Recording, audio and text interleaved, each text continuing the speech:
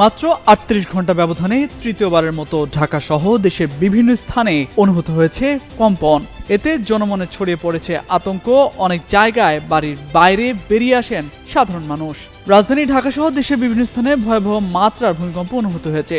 শুক্রবার দুপুর 1:54 এই ভূমিকম্প অনুভূত হয়। ইউরোপীয় ভূমধ্যসাগরীয় সিসমোলজিক্যাল সেন্টারের তথ্য অনুযায়ী রিক্টার স্কেলে এই ভূমিকম্পের মাত্রা ছিল 5.3।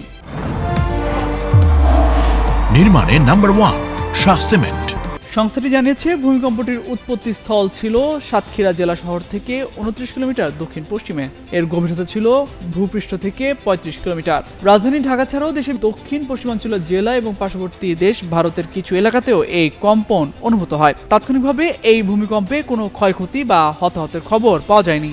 এর আগে বুধবারও রাত 10:51:49 ভূমিকম্পটি অনুভূত হয়। সেটির উৎপত্তি স্থল ছিল মিয়ানমারে। এরপর গেল বৃহস্পতিবার দুপুর 12:04:05 ভূকম্পন অনুভূত হয়। আবহাওয়া দপ্তরের ভূমিকম্প পর্যবেক্ষণ ও গবেষণা কেন্দ্র জানিয়েছে রিক্টার স্কেলে সেই ভূমিকম্পটির মাত্রা ছিল 4.6।